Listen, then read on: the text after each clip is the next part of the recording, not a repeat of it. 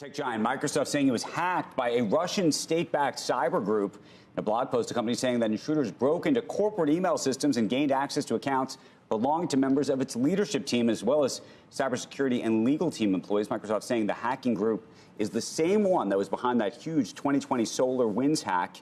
Here to weigh in on all of this is SentinelOne Chief Trust Officer Alex Stamos. He's formerly led the cybersecurity efforts at both Facebook and Yahoo. Good morning to you. When you hear news like this, you start to think that, Satya Nadella's email may very well have been hacked. You can go through the whole list if you think that when they talk about leadership. What does this say to you, and how dangerous is it really? This is pretty dangerous. So this is the second kind of major announcement of an email hack by a state-sponsored intelligence agency. The last one was September. In that case, it was the Chinese broke in to Microsoft. Now, that was a much bigger hack in that we know for sure that the Chinese government got access to thousands of accounts, including the Secretary of Commerce, including members of the State Department. In this case, it does look like it's more contained. What's a little frightening here is that of the three major intelligence agencies of the Russian government, this is the SVR, and they are the hardest to deal with. They're the most subtle. Some of the other ones like GRU, for example, are somewhat famous for smash and grab operations, for causing lots of damage, for not caring if you know it's them. In this case, the SVR is famous for, like you said, the SolarWinds hack, which is something that they took years to plan and to pull together. And it looks like this could have been the start of a pretty significant campaign, because one of the things they were looking at were the emails of the security team and security leaders, so they could see what Microsoft knew about their activities. So, Alex, does this suggest to you that Microsoft is somehow more vulnerable than others? I mean, we have not heard about such attacks, for example, at Apple. I just raised that as a question, or necessarily at Google. Is it because these hacks are happening at those companies and they're not disclosing them? Are they less interesting to the hackers? Is the security better or worse at these companies? I mean, how do you sort of baseline what's really happening?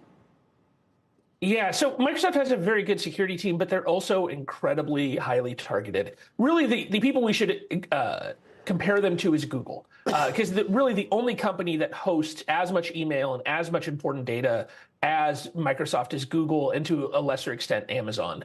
And neither Google nor Amazon have had these intrusions announced in the last year. Does that mean it never happens? No. Google in particular is kind of famous for really turning up their security. An equivalent attack happened in 2009 when the Chinese government broke into Google, and that kind of really changed security across the entire tech industry. This is not a great look for Microsoft, especially because it looks like, from the small amount of information they gave us, that this was a pretty simple kind of attack called a password spray, something that can be prevented by two-factor authentication. And Microsoft was not enforcing their own policies on certain systems. They've promised to do better. It's hard to judge how big of a deal it is until we get more information. And to me, the bigger deal here is that Microsoft dumped this out with a small press release and an 8K on a Friday evening after the markets closed. They clearly wanted to bury the news. They clearly don't want to talk about it. And that's a real problem. One, because Microsoft is possibly the most important tech company on the planet. Again, up there with Google and Amazon, of the same kind of importance of the data they hold. And second, the SVR is going after hundreds and hundreds of American companies. And with Microsoft not being transparent and not being open about what's going on, it does not rebuild the trust people have in them, nor does it allow the rest of us to protect ourselves. Can I ask a question related to that? You know, you talk to security professionals, peers, colleagues of yours, that seem to have sort of completely different reactions to this. You have some people who will have the reaction that you're having, and then there's others that say, well, actually, if they came out and disclosed with great transparency, with even greater transparency, let's argue that they've disclosed something here, but if they were disclosed even more, they may not have already patched it properly, and that or done the additional work, and that it makes them and their clients and everybody who has Microsoft an even bigger target. Do you buy that?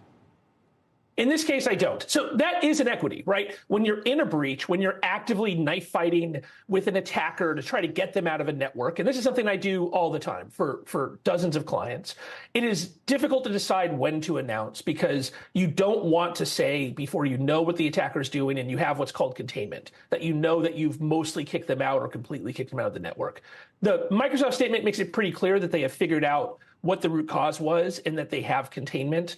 So in this case, I don't think there's a good argument that Microsoft should not be fully and completely transparent about exactly what happened, which they still have a chance to do, but they never were about the Chinese attack. That was in September, and we've never gone all the technical details of what happened there, which is a real problem because the bad guys work together, right? The SVR, the Ministry of State Security of China, they're getting better because their teams share tools, share techniques, share tips, but Microsoft will not share with the rest of us exactly what happened, which makes it very difficult for us to protect ourselves. Why do you think that is? And let me ask you maybe even a more provocative question about Microsoft.